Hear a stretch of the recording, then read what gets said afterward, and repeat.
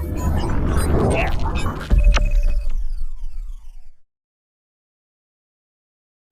आप देख रहे हैं ब्रेकिंग बिहार। अभी हम हैं लोक जनशक्ति पार्टी कार्यालय में और लोक जनशक्ति पार्टी रामविलास के प्रवक्ता राजेश भट्ट हमारे साथ हैं। इनसे जानेंगे जिस प्रकार कल जदयू के राष्ट्रीय अध्यक्ष ललन सिंह ने कहा है कि मुख्यमंत्री नीतीश कुमार किसी के कृपा पर नहीं है, बिहार की जनता की बदौलत है। आप समझ सकते हैं, इधर आप देखते भी होंगे कि लगातार जदयू और बीजेपी के नेताओं का इस प्रकार से बयान आता है कि उन्हें लगता है कि एक दूसरे को मीडिया के माध्यम से वे सुना रहे हैं। इन्हीं बातों से हम बताते हैं कि एनडीए में सब कुछ ठीक नहीं चल पा रहा है, क्योंकि जदयू के राष्ट्रीय अध्यक्ष की बातों को आप हल्के में नहीं ले सकते हैं। जब उन्होंने ये कहा है तो इसके पीछे निश्चित ही कोई बात होगी। इन्हीं बातों को समझने का प्रयास करेंगे लोक जनशक्ति पार्टी के प्रवक्ता राजेश भट्ट जी से।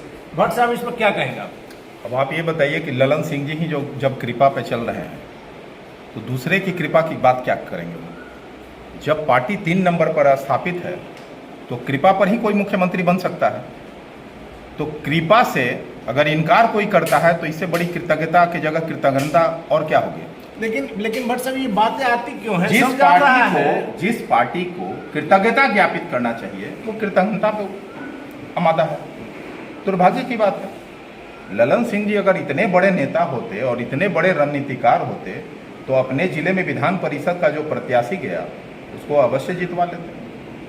तो ये तो खुशामद में ऐसे सिगुफे जो है छोड़ते रहते हैं। विधान परिषद की जहां तक बात आपने कही भट्ट साहब, ये तो लोगों का क्या नाम है, कल नीतीश कुमार ने भी कहा विधान परिषद में भी 3 नंबर पे रहे ना जी।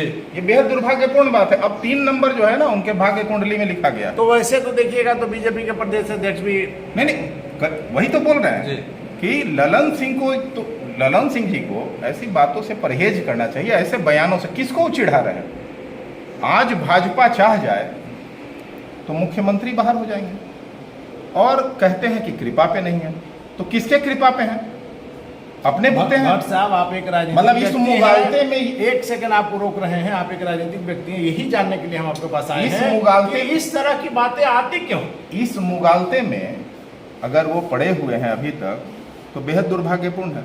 ये बचपना हरकत कह लीजिए। इस तरह का जो ओछा बयान लोग दे रहे हैं वो भाजपा को चिढ़ा रहे हैं, भाजपा को अपने वजूद पर आने के लिए उकसा रहे हैं।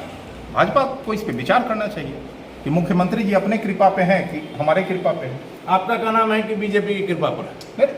सब कोई, पूरे देश की जनता ये बात कहेगी। जो राजनीतिक नहीं होगा, गैर राजनीतिक व्यक्ति भी ये कहेगा कि 3 नंबर की पार्टी का मुख्यमंत्री अगर किसी राज्य में पदासीन है, सत्तासीन है, तो निश्चित तौर पे किसी की ना किसी की कृपा पर ही है। जहां तक हमारी समझ है कि गठबंधन की सरकार में राजनीति के सहयोग पर ही रहना। राजनीति और सरकार आंकड़ों का खेल है, और जब आंकड़ा अपने पास नहीं है, अंक गणित में कमजोर है, तो गणित का कहीं से ट्यूशन पढ़ लेना चाहिए, और नहीं तो कम से कम जो है कृतज्ञता ज्ञापित करते रहे लोग। नहीं तो ये बताइए कि आज भाजपा एक बार विचार कर ले तो मुख्यमंत्री का चेहरा बदल जाएगा। वैसे भी कौन सा चेहरा है? लेकिन भाजपा विचार तो नहीं कर रही। वैसे भी कौन सा चेहरा है? विधान परिषद में तो यह स्पष्ट हो गया है कि अब मुख्यमंत्री जी बिहार में चेहरा नहीं रहे, अब भाजपा के कृपा पात्र बने हुए हैं और कृपा पर अभी चल रहे हैं। आपने देखा होगा विधान परिषद का जो परिणाम आया है जी। अब तो कम से कम इन लोगों को शर्म आनी चाहिए।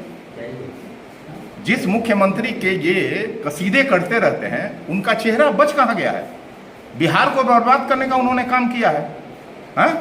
दलितों की जिस तरह से उपेक्षा की जा रही है, आप देख रहे हैं कई बस्तियां। भट्ट साहब, इसी पर हम आ रहे हैं।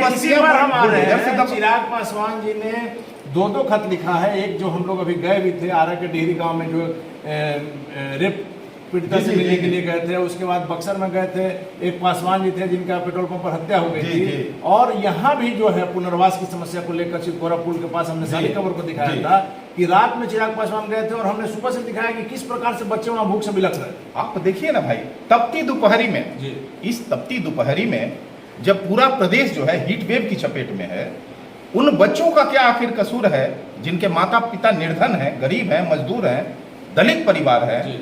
आज वो तपती दोपहरी में जीने को मजबूर है, वो उन बच्चों का क्या कसूर था साहब? महिला सुरक्षा की बात करते हैं नीतीश कुमार जी, महिलाओं की बात करते हैं, उन महिलाओं का क्या होगा? उस अंधेरी रात की कल्पना कीजिए जहां एक बत्ती नहीं है, एक लाइट नहीं है, एक रोशनी की व्यवस्था नहीं है, पीने की पानी की व्यवस्था नहीं है। आपने विस्थापित कर दिया और खुले आसमान के नीचे रहने को महिलाओं को युवतियों को, बालिकाओं को मजबूर होकर रहना पड़ेगा। अब आप बताइए कि जिस हालात में वो हैं उनकी सुरक्षा का जिम्मेवार कौन होगा? अगर कोई बड़ी घटना घटती है, भगवान ना करे ऐसी कोई घटना घटे, तो उन महिलाओं के सुरक्षा का कौन जिम्मेवार होगा? अगर कहीं सुरक्षा भंग होती है, तो कोई यौनाचार की घटना होती है, कोई दुष्कर्म की घटना होती है, किसी भी आपराधिक घटना से अगर उनको दोषार होना पड़ेगा, तो उन परिवारों का जिम्मेवार कौन होगा? मुख्यमंत्री जी इसका जवाब देंगे? हमारे राष्ट्रीय अध्यक्ष चिराग पासवान जी तुरंत उन्होंने ये खबर सुना कि दलित परिवारों का और गरीबों का घर उजाड़ दिया गया है, विस्थापित कर दिया गया है, बिना बगैर पुनर्वास की व्यवस्था किए है, जबकि सरकारी नियम ये कहता है कि पहले पुनर्वास की व्यवस्था कीजिए, तब आप विस्थापित कीजिए, किसी को आप घर बदर नहीं कर सकते हैं। और वो भी मौसम जब ऐसा प्रचंड गर्मी हो और आप बच्चों को साहब खुली दोपहरी में आसमान के नीचे जीने को मजबूर कर देते हैं। आज वो बच्चों की जान चली जाए हीट वेव से, तो कौन जिम्मेवार होगा? उन बच्चों का क्या कसूर है? सरकार इन सवालों का जवाब देखिए दलितों के साथ जो ये सरकार कर रही है, मैं समझता हूं कि पूरे दलित विरोधी नीति पर आमादा है। आप देख रहे होंगे कि नीतीश कुमार जी ने 2020 में ये घोषणा किया था कि 3 डिसमिल जमीन देंगे दलितों को। कितने परिवारों को अभी तक 3 डिसमिल जमीन मिला? दूसरी बात कहना चाहूंगा कि दलितों के परिवारों को लेकर उन्होंने एक घोषणा किया था कि किसी भी घटना में अगर किसी दलित परिवार की हत्या होती है, तो उस परिवार से एक व्यक्ति को सरकारी सेवा में बहाल की जाएगी। कितने सरकारी सेवा में बहाल किए गए? चुनावी जुमलों के बदौलत सत्ता में आ सकते हैं नीतीश कुमार जी, दलित को बरगला नहीं सकते हैं। दलित ये बात समझ गया है। आपने देखा होगा हमारे राष्ट्रीय अध्यक्ष के साथ जो व्यवहार हुआ है दिल्ली में, बाबा साहब अम्बेडकर की प्रतिमा को साहब सड़कों पे फेंक दिया गया है। हमारे पार्टी के संस्थापक आदरणीय स्वर्गीय रामविलास पासवान जी का तैलचित्र पर उनके अधिकारी लोग जूता से चढ़ के गए हैं। इस तरह का अपमान जो है ना, अपमान की गुट से पूरा देश में आक्रोश है। और निश्चित तौर पर आने वाले समय में ये जो गरीब हैं, जो मजदूर हैं, जो दलित हैं, जिनके लिए हमारे राष्ट्रीय अध्यक्ष और पार्टी के संस्थापक ने जीवन पर्यंत संघर्ष किया है, निश्चित तौर पर वो आने वाले समय में मुंहतोड़ जवाब देंगे।